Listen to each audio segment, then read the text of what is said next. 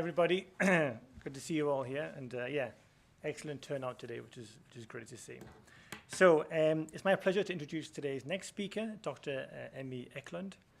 Emmy is a senior lecturer at Cardiff University in Wales. Her work focuses on the interconnections between European politics and political and social theory, as a way to offer new ways of thinking about the EU and its member states. This critical approach likewise shapes her thinking on democracy and democratic renewal, and on how the challenges facing today's liberal systems can be meaningfully addressed. Emmy has published widely on populism, the opportunities and risks inherent in left-wing populism, and left-wing progressive opposition to EU politics. She has also highlighted the importance of examining affect and emotions when studying contemporary formations of resistance and disconnect, and has sought to dispel myths and assumptions about an inherently rational centre and seemingly irrational forms of opposition to the status quo, work that has been particularly instrumental to my own. Emmy has gone out of her way to share her work with broader audiences through various media contributions, including numerous blogs, op-eds, and interviews. Her commitment to outreach also means she will be giving a talk this evening on left-wing populism at Full Circle, close to Flagey, which is a cultural centre that hosts talks and events for a range of stakeholders working in and around the EU. Emmy has a long day ahead of her, but if you can make it, I would encourage you to go along. Emmy is also very generous with her time, mentoring early career researchers. She delivered a PhD masterclass just yesterday, and was a founding member of the Reactionary Politics Research Network, bit of a mouthful, which brings together researchers to study and tackle the rise of authoritarian and reactionary politics. The network has already become a massive success and is an increasingly important node in critical research on the far right. So we're very grateful to have you with us here today, Emmy, and look forward to hearing more about Europe's populist condition and having you dispel, no doubt, some myths many of us hold about the reasons behind our current political malaise. So the floor is yours.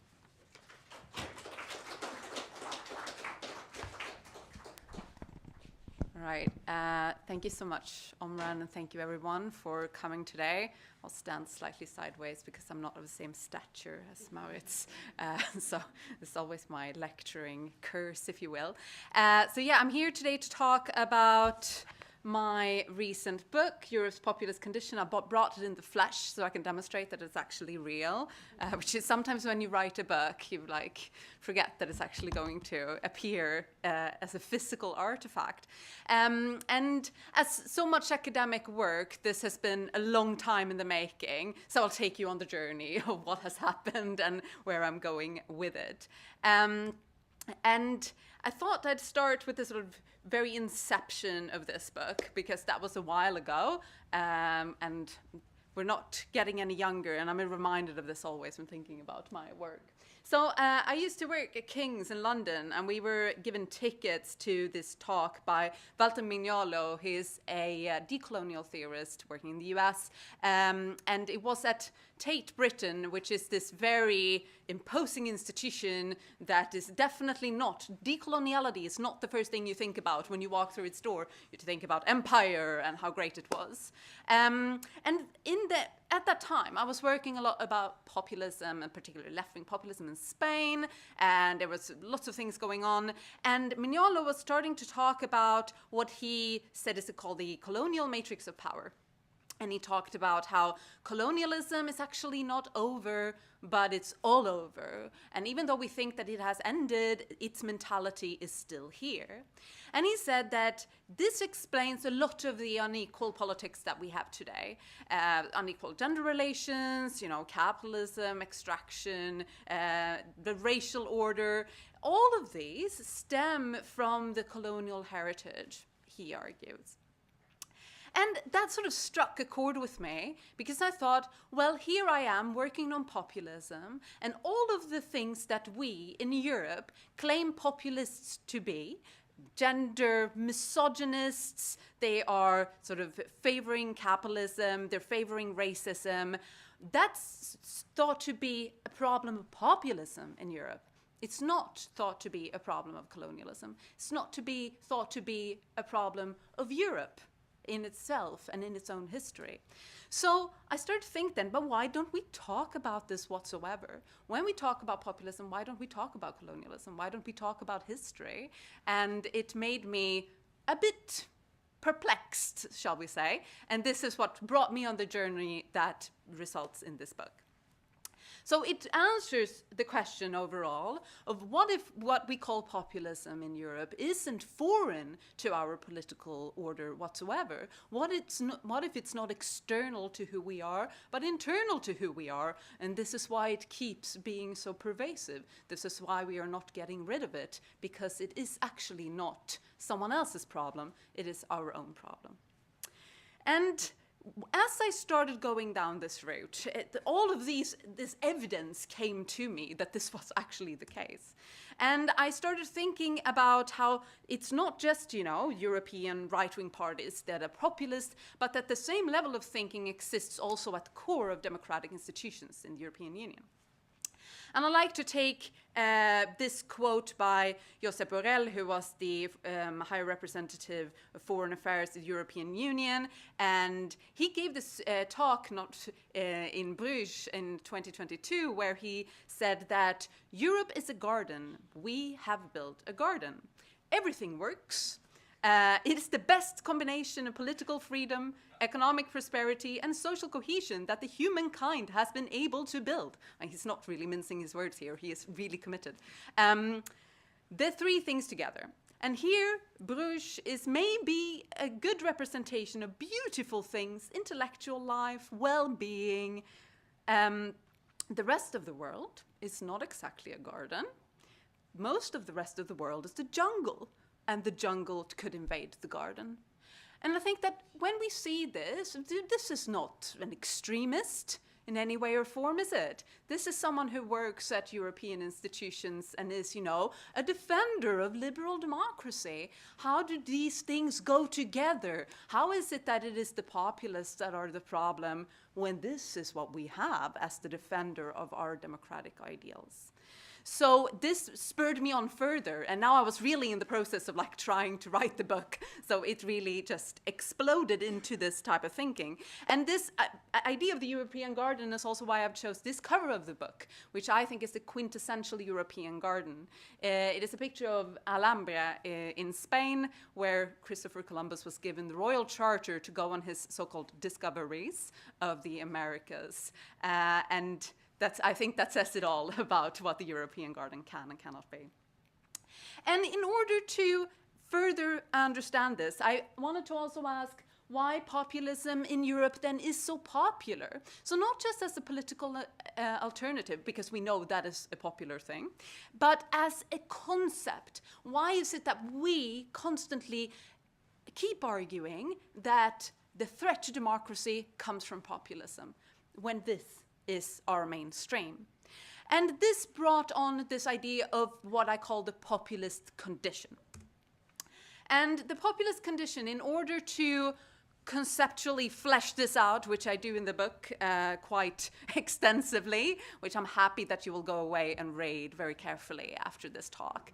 And it basically then says that we have a common understanding of liberalism, that it is very antithetical to populism, that the twain shall never meet, and that we are always thinking in this duality of the liberal inside, the liberal center, and its illiberal outside, where populism is one of the outsiders to liberalism.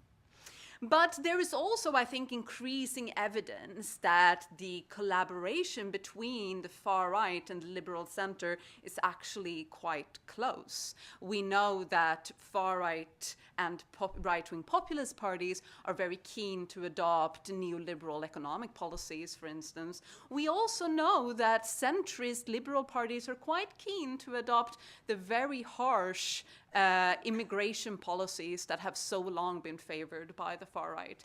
Only next week, I think it is, the European Parliament is debating the Common European System of Returns, which is essentially a remigration policy. And if you'd told me like 10 years ago that the EU was going to champion a remigration policy to this extent, I think I would not quite have believed it. But here we are. So what is it then that leads us to think that these are such separate entities? And we are also often seeing in the, when we are looking at critiques of anti-populism, so the people in the center that are so hostile to populism, that they are sort of arguing that liberalism is an elite project. But I also want to discuss in this book how populism, in many ways, is also an elite project. It's an elite-driven movement and not always sort of a people-centric movement. And there is a lot of interesting research on this. So I found that there is many questions remaining here about why the sort of mainstreaming of the far right happens. So we have excellent evidence in political science that mainstreaming does happen, and that we are seeing sort of overlaps and interchanges between this liberal center and the right-wing populist and far-right parties.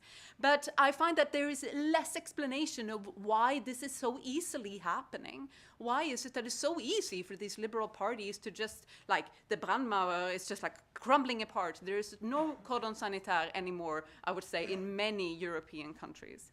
And how does or can coloniality as a concept help us better understand this very strong similarity and affinity between the liberal center and the far right? And in order to do that, I talk a lot about decolonial theory and coloniality in the book. And it takes a very different perspective on how liberal democracy works than what we are typically seeing, both in populism research, but also in democratic theory in Europe more generally. And what it argues is that liberal democracy in Europe is not a very democratic movement, that this has been marred by unequal thinking from day one, and it's marred by a racialized worldview that seems to be very Eurocentric at its heart. So this claim to universality that liberalism always has, that, you know, all human beings are equal and we live in this absolutely fantastic liberal democratic environment in Europe, that this is always forgetting about the sides of liberal democracy that does not make that happen, right?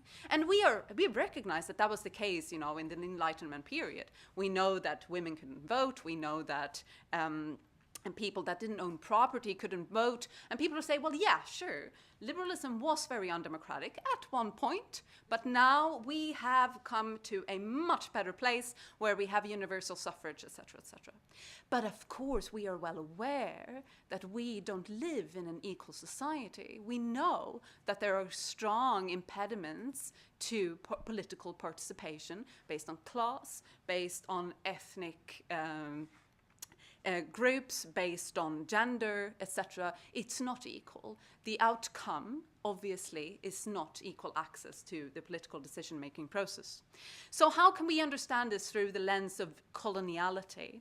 And this has been developed very much in the sort of Latin American political thought tradition by thinkers such as Quijano, and later Mignolo, Dussel, and Maldonado Torres, who I all draw on quite extensively in the book. And what these thinkers argue essentially is that coloniality and in the colonial times, that this has given us a heritage which we cannot sort of look away from, that our political world is ordered around the thoughts that were constructed at the time. So when we think during the Enlightenment period about the experience of the European white man and how this becomes sort of a universal experience, this is how we measure political life. It is from that condition. And we can't really understand the world outside that experience. And also it is argued in decolonial theory that the whole theory is based, or democratic liberal democracy is based on a sort of misanthropic skepticism, meaning that we have a fundamental disbelief that humans are actually equal, that we cannot really recognize this at a fundamental level, and I'll get back to this. So there is a sort of continued refusal to recognize this throughout liberal democratic theory, which Maldonado Torres calls the worm at the very heart of modernity. It's not something that we've got away from. So what could that look like? What is this inequality that we are talking about? And it stems from what another decolonial theorist, Sylvia Wynter, would argue that she calls it epochal degodding. And it talks, she explains, I think, very eloquently that when we saw the rise of liberalism during the Enlightenment period, that we then did away with the distinction between the spirit and the flesh that was before so very fundamental to politics. Gods were ordaining kings to rule, and this is how political legitimacy was created. We knew that monarchs were legitimate because they had divine intervention, so to speak. When we remove that, when we have the rise of man, and man is supposed to be the ruler of himself, how do we make sure that some rulers are legitimate and some are not? How do we know which rulers are deserving and some are not?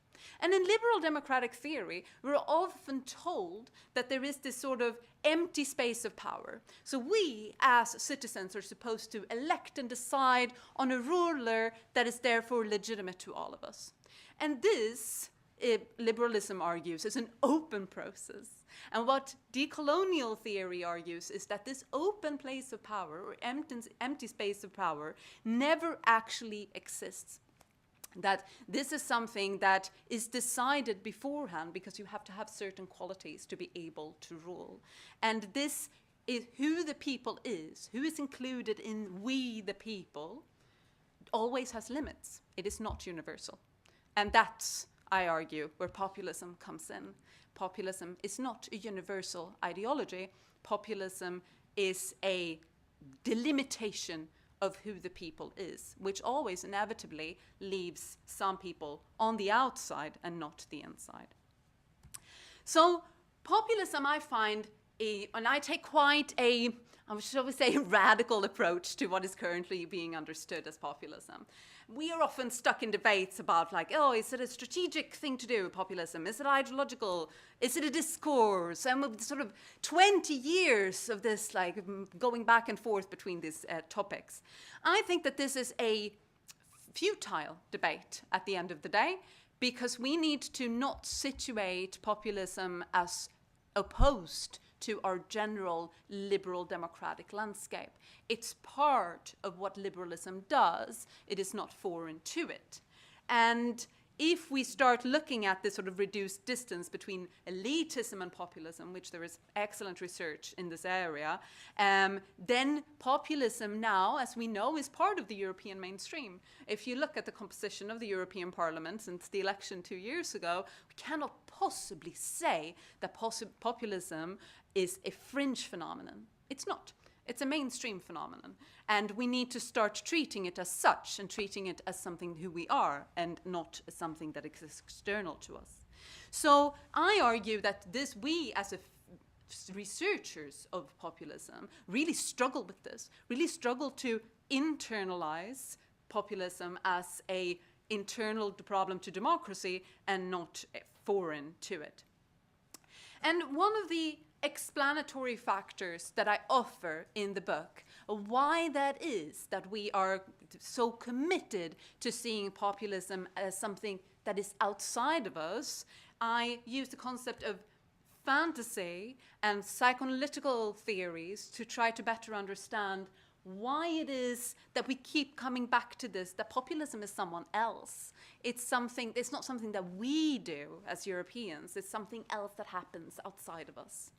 And I think that there is a or I demonstrate in the book that there is quite a lot of thinking that the European democratic sphere is sort of an apex of an equal and civilized society. And therefore, we can't have things like populism. We can't sort of internalize that people are misogynists, that gender equality is going backwards in many European countries. We can't internalize that migration policies on Europe's borders are equally violent as they are in the United States many times.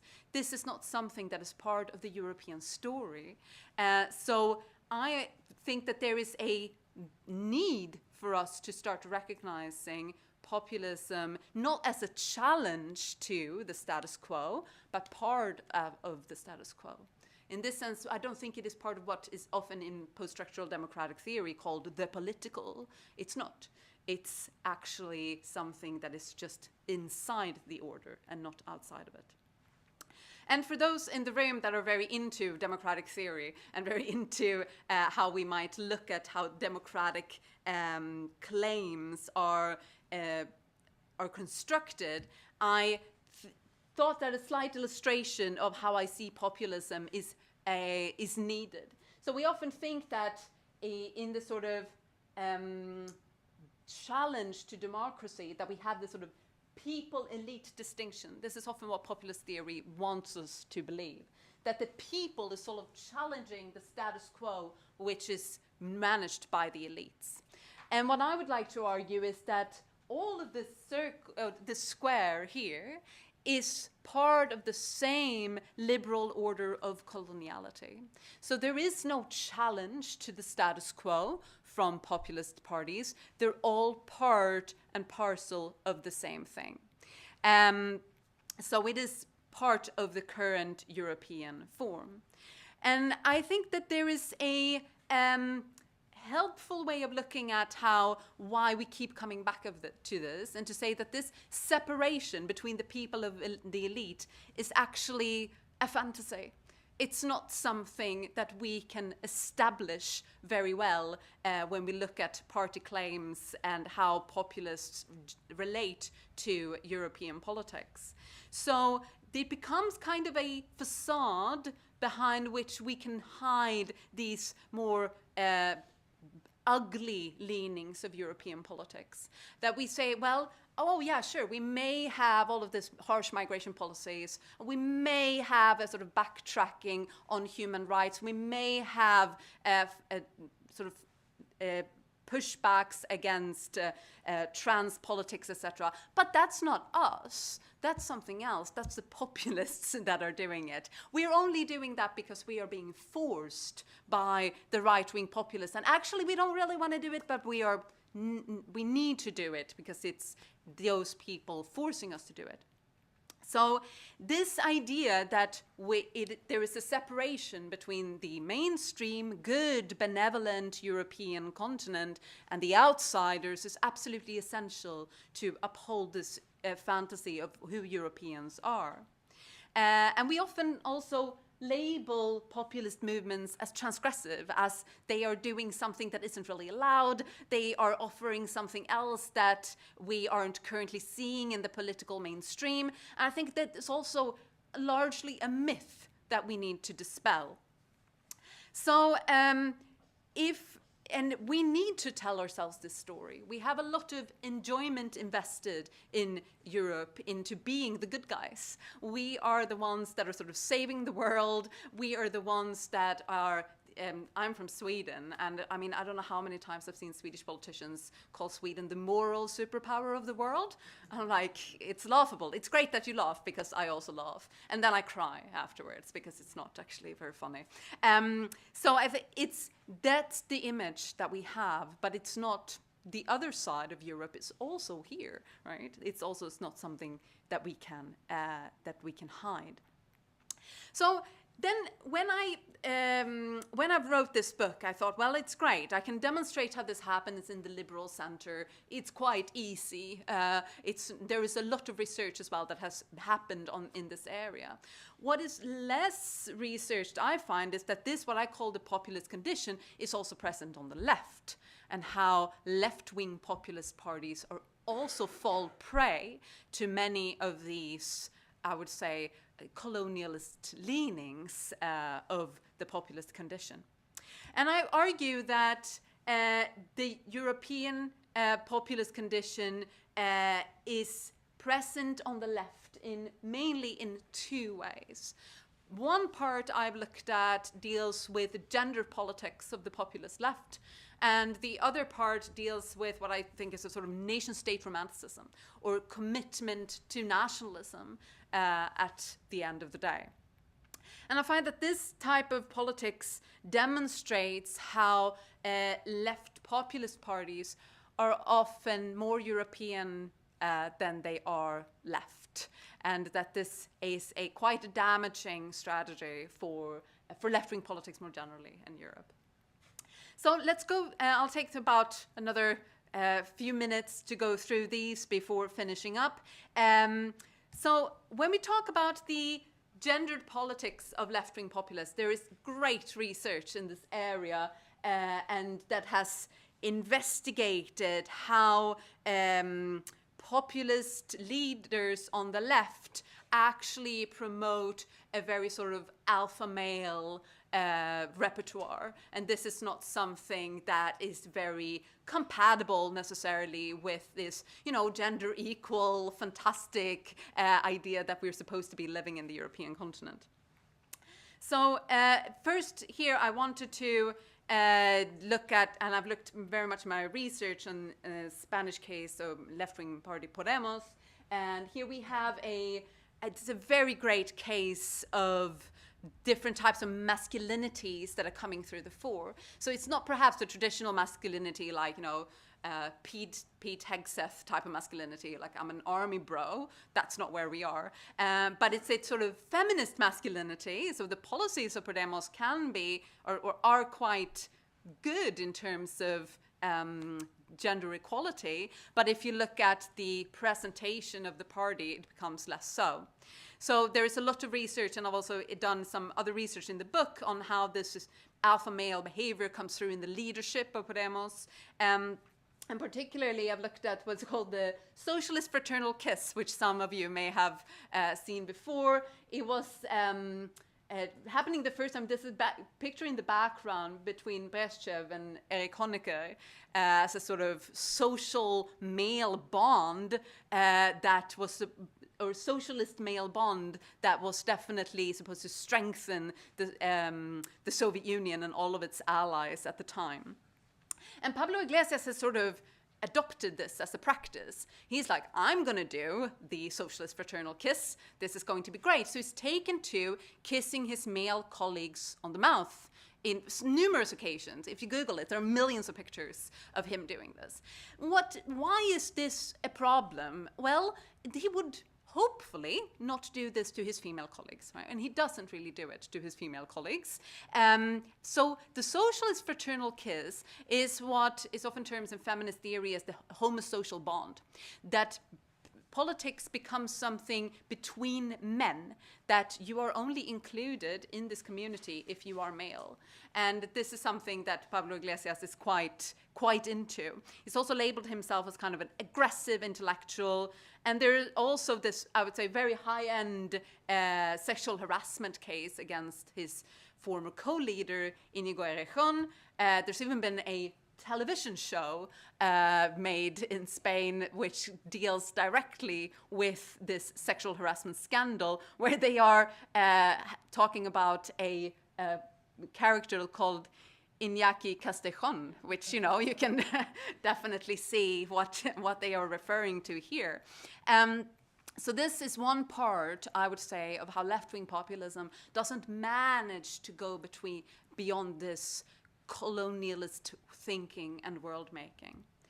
I've also in the book looked at the party, the Bündnis Sarah Wagenknecht in Germany, to look at their gender policies, which is also a very depressing read and research. Here we have party officials saying that, I understand that gender gets on people's nerves because people just don't care. And this is not a central question for the party. And they've also been called in many ways like a conservative left, which doesn't want patriarchy introduced by the back door, i.e. they're saying, we don't want migrants that would have different types of gender inequality, values that we obviously don't have in enlightened Germany, etc., etc. So the gender politics of the populist left is not a very refreshing or progressive read, if you will. And I would argue that the same is a case when you look at the commitments to nationalism in the populist left. And there has been quite a lot of work in populism studies saying that populism is different from nationalism. And this is a long-standing debate. But I would argue, and I do so in this book as well, that if we engage with the concept of coloniality, the distinction between populism in Europe and nationalism becomes very small. And that we can't really separate this type of community making in Europe from the development of the European nation state. And we are seeing this in many left-wing populist parties, that there's quite a strong commitment to nationalism, and that the nation is seen as a key form of political community that is supposed to salvage the left, which, as we know, it hasn't, but it's still sort of propelled this way. And I draw here on ideas of Foucault and other scholars who argue that the sovereign people in a modern state is always done through a racialized conception of that people, which is very much in line with what decolonial scholars would say about the political community of Europe. And Foucault even goes as far as to call it a race war, right? So that there is no state sovereignty without the creation of racialized difference. And this, I would say, sort of falls back into the same argument as the decolonial scholars that I use in the book. And the similar references to a left-wing nation can also be seen in Jeremy Corbyn when he was part of leader of UK Labour Party, where he was, even though he didn't say so, he was, I would say, in favour of Brexit, thinking that this, the British jobs for British people, this is something that is quite key to his politics. Jean-Luc Mélenchon in France has also been quite committed to the sort of neo-republicanism in France, where you are also conceiving of the state and the nation is in quite restricted terms. And the Bündnis Sarah Wagenknecht is also very committed to nationalism, very anti-immigration, and has, I would say, very much policies that are at odds with any type of left-wing internationalism. So just to conclude with all of these thoughts, I know it's difficult to sort of squeeze a book into a 30-minute talk, but just to reiterate that the book argues overall that populism is not foreign to Europe, that we have a populist condition that has been with us for some time and doesn't seem to be going away anytime soon.